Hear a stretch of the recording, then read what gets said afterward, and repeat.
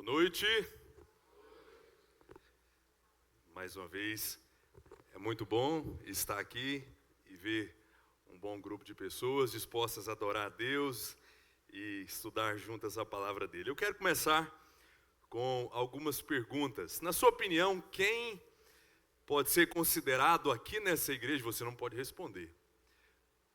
Quem pode ser considerado aqui nessa igreja o maior de todos? Ou em Santa Vitória, você conhece alguns cristãos, não é? Sabe o que eles têm feito? Qual deles pode receber o título, talvez o mais importante que nós temos na cidade? Vamos mais longe. Em Minas Gerais, nós temos muitos irmãos, né, muitas irmãs. Quem seria talvez o mais produtivo, o mais influente no Brasil? Essa mesma pergunta, você se lembra muito bem que foi feita pelos discípulos. Eles estavam ali próximos de Jesus e arriscaram fazer essa pergunta. E vocês se lembram o que aconteceu com eles? Foram repreendidos. Jesus chama a atenção deles porque esse tipo de pergunta é uma pergunta que não deve ser nem feita se nós estamos falando de pessoas que estão vivendo com o propósito de servir a Jesus, de fazer com que o reino dele avance. Nós também deveríamos ser repreendidos. Às vezes a gente não faz esse tipo de pergunta desse jeitinho, mas quando nós começamos a nos envolver, quando nós começamos a fazer coisas no reino, a trabalhar, a servir, nós começamos a fazer comparações, e nós começamos a nos medir. Poxa, parece que eu estou um pouco mais na frente do que esse irmão, do que essa irmã. Será que eu não merecia talvez um pouco mais de honra, um pouco mais de respeito, um pouco mais de privilégio? Será que não? O nosso coração pecaminoso muitas vezes age dessa maneira, e isso não deveria ser assim. Para combater esse problema, Jesus tem um remédio. E um remédio que primeiro nos derruba, para depois nos colocar no nosso devido lugar. Eu quero que os irmãos abram comigo as suas Bíblias no Evangelho de Lucas.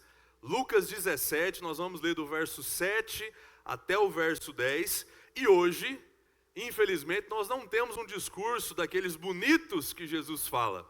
Não temos algo tão doce e tão fácil de digerir, mas com certeza essa mensagem também tem algo especial a nos ensinar nessa noite. Seremos certamente edificados por essa passagem. Lucas 17, nós vamos do verso 7 até o verso 10.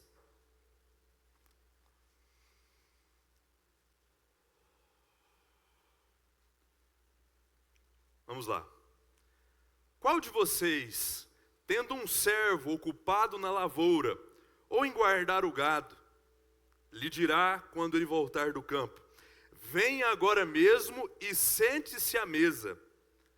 Não é verdade que, ao contrário, lhe dirá: prepare o meu jantar, apronte-se e sirva-me, enquanto eu como e bebo. Depois você pode comer e beber.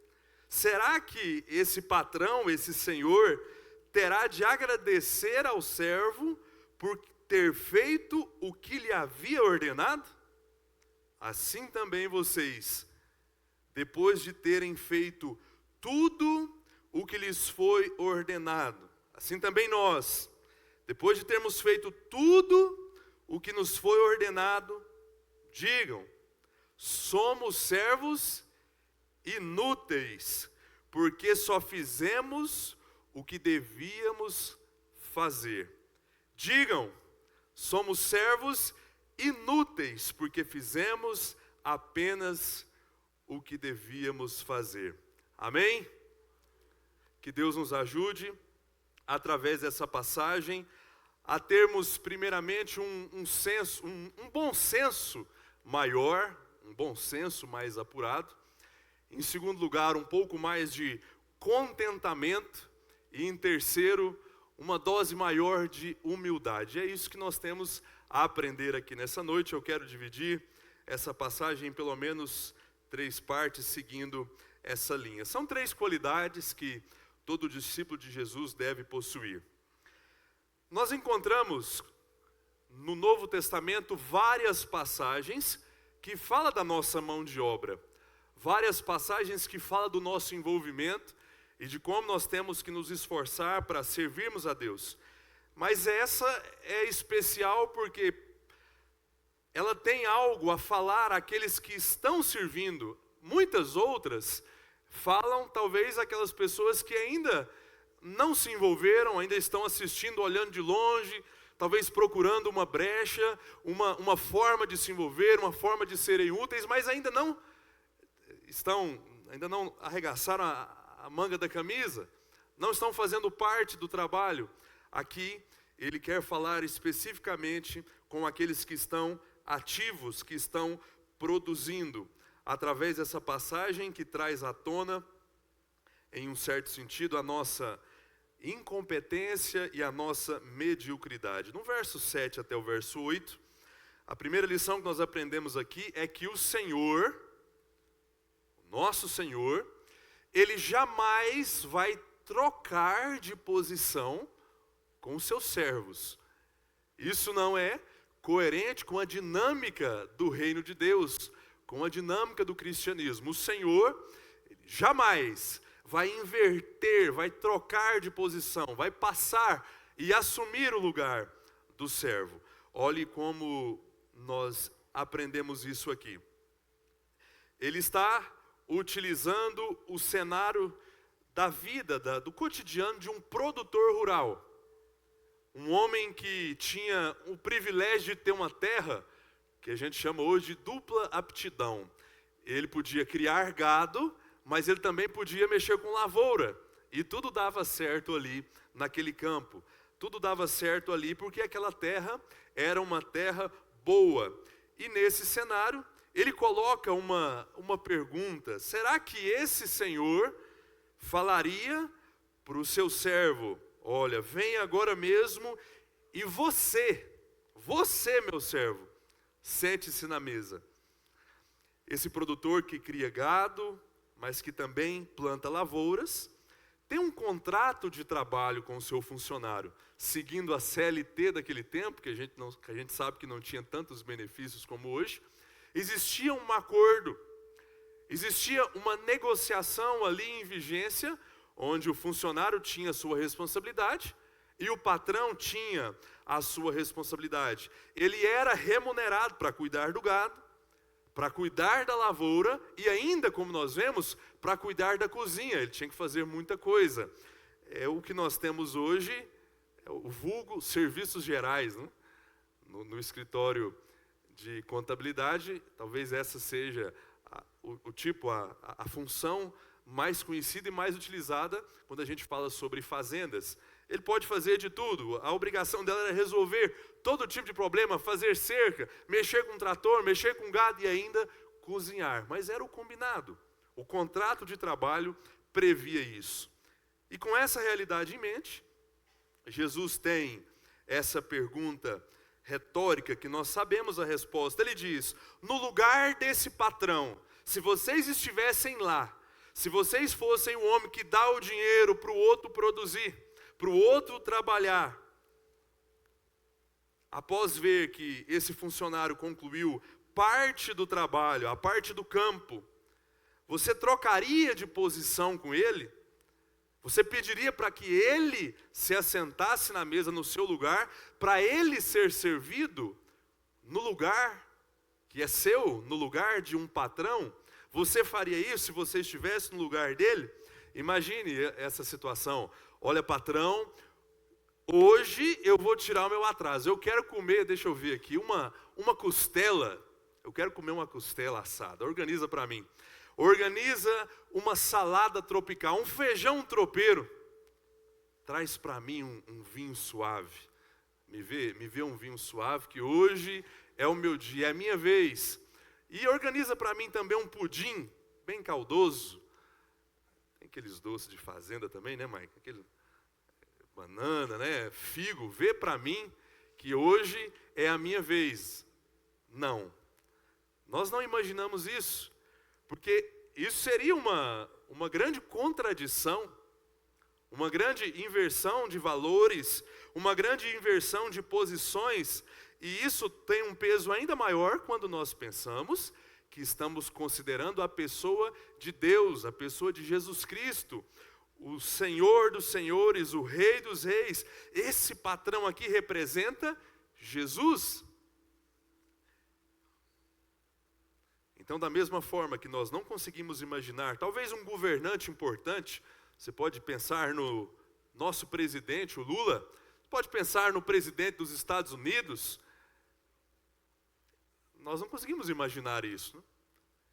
Esse indivíduo trocando de posição com algum servo seu e passando a servir essa pessoa. Então, se nós não pensamos isso em relação aos senhores aqui da terra, aos poderosos aqui da terra, nós não podemos pensar isso em relação ao nosso Senhor e a Jesus Cristo, a grande divindade que nós servimos.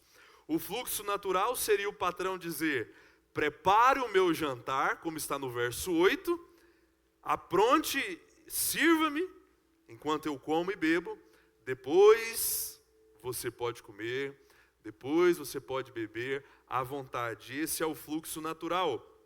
E a conclusão dessa primeira parte é que em nenhum momento nós podemos pensar, estou falando de cristãos que estão trabalhando, que estão servindo, que estão produzindo, nós não podemos pensar em momento algum que nós podemos inverter essa posição com o nosso Senhor e em relação ao nosso trabalho, pensarmos que nós podemos surrupiar, furtar, tomar parte primeiramente da glória que é só dele, e também não podemos imaginar que nós podemos dar ordens para esse Senhor, fazer exigências, colocar ele na parede e começar a pedir coisas, ordenar coisas, decretar coisas, como nós vemos por aí afora.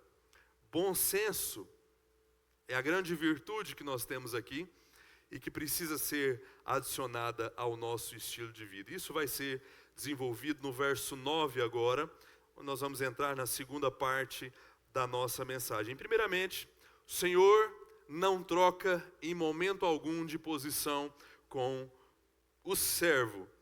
Em segundo lugar, por mais que seja óbvio, o Senhor não deve nada ao seu servo. Isso nós vemos no verso 9. Será que ele terá que agradecer ao seu servo por ter feito o que lhe havia ordenado e por ter feito aquilo que já foi pago? Existe um contrato. Nosso Senhor não tem o dever de fazer nada para ninguém. E aqui, de uma forma um pouco dura, nós vemos que nenhum obrigado ele nos deve. Será que ele vai ter que agradecer? Nenhum obrigado. Poxa, Eliezer, mas Jesus não está sendo mal educado aqui, áspero demais, rude demais? Obrigado é uma etiqueta básica. Como assim? Ele está dizendo que esse Senhor não vai ter que agradecer? Nem isso ele deve.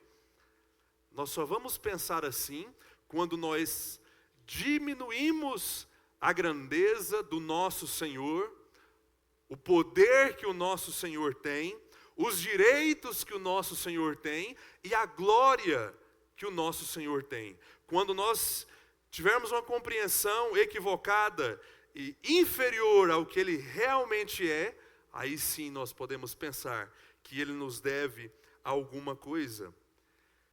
Ele não é obrigado a nada.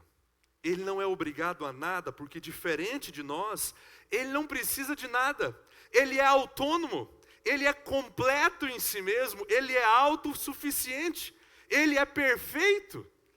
Então, o que nós precisamos ter em mente é que todas as ocasiões em que Ele nos chama, em que Ele nos convoca, e é muito importante que você entenda isso, todas as oportunidades de serviço que Ele nos dá, de nos envolvermos, de trabalharmos, é um ato de amor, um ato de misericórdia, um ato de bondade e um ato de inclusão. Porque diferentemente de nós, Ele não precisa de ajuda. Ele não precisaria de nós para fazermos nada para Ele. Eu quero ilustrar isso com um exemplo bem simples. O que está acontecendo aqui é algo semelhante ao que acontece quando um pai e uma mãe, e você vai se lembrar dessa imagem, está fazendo alguma coisa em casa, seja na cozinha, ou o pai lavando o carro, fazendo algum serviço, e a criança é convidada, a criança que fica ali sempre por perto, né, tentando fazer alguma coisa, ela recebe a oportunidade de fazer alguma coisa, de ajudar na cozinha, a mãe, de ajudar o pai, ajudar em alguma tarefa de casa. E eu pergunto, e você vai me responder com sinceridade, essa criança, num processo de aprendizado, ela ajuda ou atrapalha? Pode responder. Atrapalha. Ela não vai fazer na mesma velocidade dos pais. Às vezes ela vai fazer uma bagunça danada, né? Vai sujar, vai derrubar coisas, vai quebrar coisas.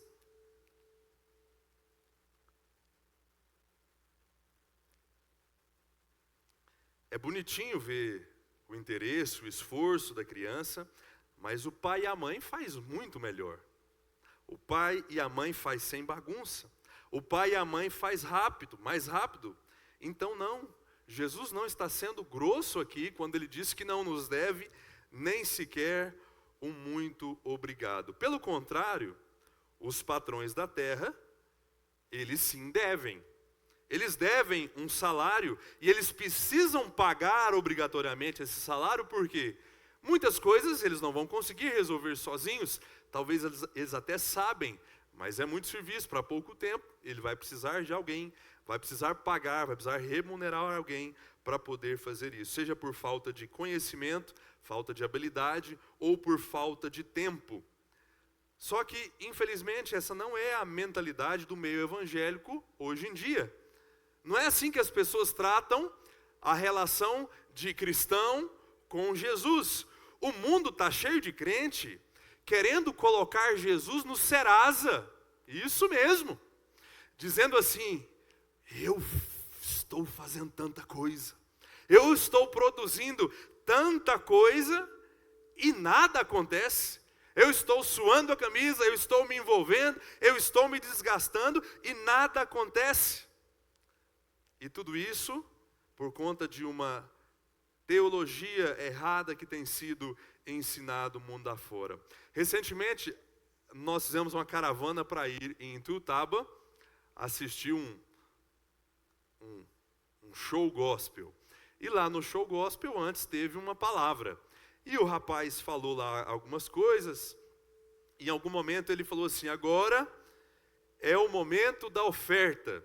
E ele disse assim, eu quero que você agora escolha aí, né, a sua melhor oferta, é o momento da gente custear aqui as despesas, e eu quero desafiar você a ofertar, a contribuir, e você verá Deus restituir 100 vezes mais. Ele falou assim, bem forte, bem alto.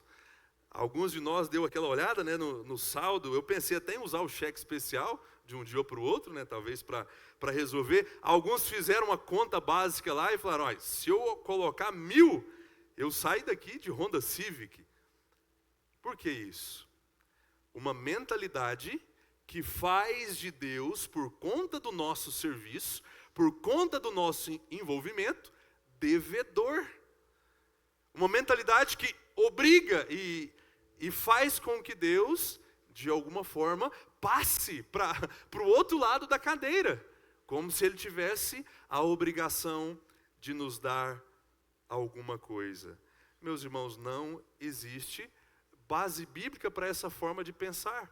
Todas as pessoas que ensinam esse tipo de troca, de negociação, fazem isso com uma coragem muito grande, né, de decretar coisas, exigir coisas. Fazem isso porque não entenderam a extensão e o alcance das promessas que Deus fez, especificamente a um povo, e esse povo se chama Israel.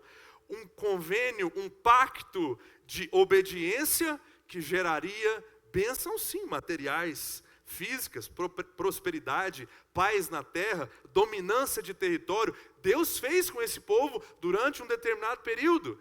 E todas as vezes que você ouvir alguém fazendo esse tipo de promessa, colocando Deus nessa posição, isso é um desvio, isso é uma má interpretação da extensão, da aplicabilidade dessas promessas. Para a igreja, para mim, para você, nós não vamos encontrar nada semelhante a isso no Novo Testamento. E nós precisamos estar atentos para essa realidade.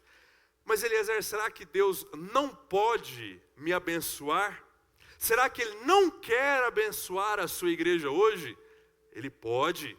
E em muitos momentos nós vemos que Ele quer. E com muitas famílias, com muitos cristãos, Ele tem feito isso. Nós vemos isso quando nós paramos para olhar para o lado, para as nossas vidas, para os nossos irmãos, e vemos que Ele tem nos dado muito mais do que o pão nosso de cada dia. Muitas vezes Ele tem dado muito mais do que o pão. Ele tem dado manteiga, Ele tem dado presunto, Ele tem dado mussarela, Ele tem dado um suco, um café. Ele tem nos dado muito mais do que nós precisamos. Basta nós olharmos para o nosso guarda-roupa. Basta nós olharmos em muitas ocasiões para o carro que nós temos na garagem. Ele tem nos abençoado. Basta nós olharmos para o faturamento, para aqueles que têm empresas, que mesmo em meio a essa crise tem se mantido e as portas continuam abertas. Ele tem abençoado, Ele tem nos ajudado. Ele faz isso quando Ele envia uma boa esposa, Ele faz isso quando Ele envia um bom marido, mas Ele não prometeu isso para todos e o tempo todo. Ele não se colocou em momento algum nessa posição de devedor. Então nós precisamos concluir que essa expectativa de restituição terrena aqui na terra é um equívoco. Eu sei, você está lembrando de textos aí que nós temos, principalmente no Novo Testamento, que falam sobre galardões, que falam sobre recompensas. Eu conheço eles, eu amo cada um deles, mas essas passagens não podem ser interpretadas como garantia de bênçãos materiais imediatas aqui, enquanto nós estivermos aqui, por mais que Deus faça isso e antecipe algumas dessas coisas. Na eternidade, aí sim, obrigatoriamente, se nós tivermos feito com a motivação correta, nós iremos sacar, iremos receber algo muito especial da parte dele pelo nosso serviço e pelo nosso envolvimento. A grande qualidade a ser adicionada ao estilo de vida do discípulo de Jesus, aqui nessa segunda parte, onde nós estamos considerando que Deus não nos deve nada, é o contentamento. É olharmos para as nossas mãos e conseguirmos perceber que elas já estão cheias. Conseguirmos perceber o cuidado de Deus, o carinho de Deus, a proteção de Deus, apesar das dificuldades, apesar das tribulações que nós temos que enfrentar. Mas no contrato, na teoria, nós não podemos colocar Deus nessa posição. Como ele diz, será que esse Senhor terá de agradecer por ter feito especificamente o que ele já ordenou anteriormente? Em terceiro lugar, para nós terminarmos, olhe comigo o verso 10.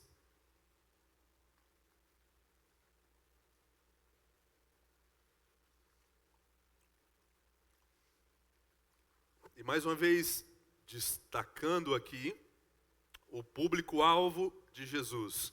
Pessoas que estão trabalhando, pessoas que estão produzindo. Nós aprendemos em terceiro lugar que o Senhor, escute isso, não pode ser surpreendido por ninguém. Ninguém pode pegar Jesus, o Deus de surpresa. E nós vamos desenvolver essa ideia agora. Ele diz assim: depois de vocês terem feito tudo o que foi ordenado, agora aplicando a nós, esqueça o produtor rural e o seu empregado, o seu peão. Digam, somos servos inúteis, porque fizemos apenas o que devíamos fazer. Que pedrada. Imagine o patrão chamando o seu funcionário, vamos voltar para lá, e dizendo: uau! Rapaz, você é incrível! Eu estou emocionado, eu chego a arrepiar. Eu não esperava que você fosse fazer o seu trabalho tão bem feito. Você estava cansado, suado de tanto ficar no sol, mas mesmo assim você está aqui para cozinhar para mim. Muito obrigado. Eu jamais vou esquecer de você. Não, nós não imaginamos isso quando lemos a história. Nós não imaginamos isso porque isso não é normal. Por mais que o patrão possa agradecer, não tem nada de errado nisso, ele deve agradecer. Estamos falando do patrão da terra, ele deve fazer isso. Mas não é normal essa reação de surpresa, porque esse é exatamente o papel do servo. Foi para isso que ele foi contratado, foi para isso que ele foi convocado. Nos tempos bíblicos, os patrões não ajuntavam o salário do mês inteiro, como a gente vê hoje em dia, para pagar no monte. A gente tem um período difícil, os tempos, principalmente o tempo que Jesus está vivendo, onde Israel vivia sobre o domínio de um outro império. Era uma vida sofrida, uma vida miserável, muito imposto. Não tinham liberdade, não tinham autonomia, não existia muita prosperidade. E os patrões, então, ao invés de ajuntar e pagar tudo de uma vez, por conta desse cenário de carência, de miséria, o funcionário nem sempre conseguia administrar. Imagine, pegando o dinheiro do mês inteiro e saindo, né, indo para o shopping, indo comer alguma coisa, indo comprar roupa, aquilo poderia acabar de uma vez só. O dinheiro era pago, a diária era paga diariamente. Trabalhava, recebia. Trabalhava, recebia. Nós temos até uma proibição que aparece em Levítico 19, verso 13, utilizando aqui todo o cenário, né, dos tempos bíblicos, que falava que o patrão não poderia deixar para pagar o funcionário nem no outro dia seguinte, de manhã. Tinha que pagar no mesmo dia. Trabalhou, recebeu, porque ele tinha as suas necessidades para suprir. Ele tinha os seus compromissos. Enfim, como todos os dias acontecia de o patrão cumprir a sua parte, fazendo o pagamento da diária combinada, o funcionário também precisava fazer a sua parte, como nós vimos, trabalhando. De um lado o patrão paga, de outro lado o funcionário trabalha. E onde é que nós entramos nessa? Vamos deixar agora, finalmente, esse patrão e esse servo para o lado. Onde é que nós entramos nessa? Quando nós começamos a nos achar super úteis, quando nós começamos a pensar que nós vamos ser promovidos, super servos, e as pessoas às vezes dizem assim: Eliezer, eu estou contribuindo muito, eu nem sei mais em quantos projetos da igreja eu estou envolvido. Rapaz, eu já perdi a conta. Todo mês, aqui pelo menos tanto, eu oferto, eu contribuo. Eliezer, eu estou orando bastante. Rapaz, tem dia que eu perco as contas. Eu começo ali pensando em alguns minutos, quando eu vejo, a hora já se foi. Eliezer, eu estou visitando agora bastante. Daqui um dia eu vou conseguir fazer o giro na igreja inteira. Eliezer, comecei a discipular. Todo mundo que chega na igreja agora, eu já chamo a pessoa, vou lá na casa dela, dou um material. Rapaz, você tem que ver que beleza.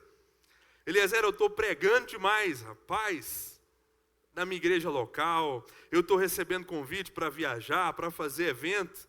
E eu não vejo a hora de Jesus chegar e me dar um abraço, dar aquele tapinha nas minhas costas e dizer assim: olha, você me surpreendeu. Eu não esperava tudo isso de você. Vem cá, meu 10. Toma aqui a sua medalha.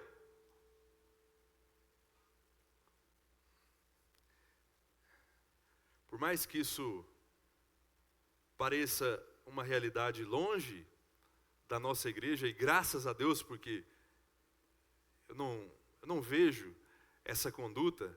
Quando nós olhamos para o meio cristão, essa é a mentalidade que domina o coração das pessoas. É com essa mentalidade que elas trabalham, se sentem acima da média. E se sentem acima da média porque olham para o lado e veem talvez um monte de pessoa que está parado com os braços cruzados, com a mão no bolso. E aí quando ela se compara, né, com outros cristãos, outras criaturas que não estão no mesmo ritmo, que não estão servindo com a mesma intensidade, elas começam a se sentir grandes, especiais, acima da média. E é aí então que a mediocridade das outras pessoas, e elas estão erradas em serem assim, pode nos fazer pensar que nós somos grandes. A mediocridade do outro, a preguiça do outro, e eles estão errados em agir assim, pode nos fazer pensar que nós somos especiais, diferentes, e que estamos fazendo mais do que deveríamos realmente estar fazendo. Aí nós chegamos à aplicação de Jesus. Assim também, como nós aprendemos no nosso treinamento, fazendo uma conexão, fazendo uma aplicação, trazendo uma conclusão, vocês, nós, depois de terem feito tudo o que foi ordenado, e eu pergunto, antes de continuar o texto, enquanto seguidores de Jesus, nós temos muitas ordens para cumprir? Sim, muitas, né? Eu não sei se nós conseguimos enumerar todas elas. São muitas, diversas. Na visão de Jesus, o nosso Senhor, o nosso patrão, o nosso dono, o que devemos dizer é: somos servos inúteis. Não estamos fazendo nada mais do que a nossa obrigação. E isso, se nós tivermos a coragem, a ousadia de dizer que já fizemos tudo. Eu não consigo dizer isso.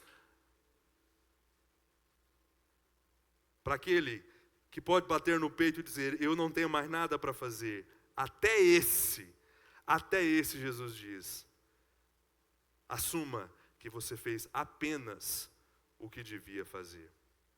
E isso só depois de fazermos tudo. Eu acredito que nenhum de nós vamos ter a ousadia de dizer que fizemos tudo, e muito menos que fizemos com a qualidade que Deus, o nosso Senhor, merece. Não fizemos. Nós somos fracos, nós somos limitados, e por isso eu digo que talvez essa seja uma das passagens mais difíceis de ser digeridas por nós, e principalmente para aqueles que estão na linha de frente, que estão trabalhando, que estão envolvidos, que estão fazendo alguma coisa. Certamente Jesus perdeu um bom número de seguidores aqui. Não é isso que as pessoas queriam ouvir. Elas queriam ser parabenizadas, elas queriam ser elogiadas, elas queriam posições de destaque, elas queriam recompensas. E aqui eu quero utilizar uma canção que nós já cantamos aqui na igreja, mas não cantamos mais, para poder comprovar que essa mentalidade de poder surpreender o Senhor, estando acima da média, ela está impregnada na nossa mente. Nós temos uma canção que o autor está conduzindo um diálogo com Deus. A canção se chama Abraça-me, André Valadão. E em algum determinado momento da canção, ele fala sobre a possibilidade de tirar o fôlego de Deus com a fé dele. É tipo, Deus olhar para nós e falar: que fé é essa, Elias? Que fé é essa, Eliezer? Que fé é essa, Henrique? Que tanto de serviço é esse, o Alisson, que você está fazendo? Ele canta como se fosse possível surpreender, deixar Deus sem palavras, encantado, maravilhado, assustado. Isso é um erro. Não dá para surpreender Deus, nem quando nós erramos, porque Ele sabe do potencial que nós temos para fazer o mal, para decepcionarmos Ele, e também não dá para surpreender Deus quando nós acertamos, quando nós produzimos alguma coisa, como é o caso da história. Guarde esse pensamento. Em relação ao nosso serviço, há sempre mais a ser feito, seja quantitativamente ou qualitativamente. Há sempre mais, seja em quantidade ou seja no nível de qualidade. Sempre há mais a ser feito e sempre nós podemos fazer melhor. A terceira qualidade, virtude que nós aprendemos aqui depois de bom senso e contentamento é humildade.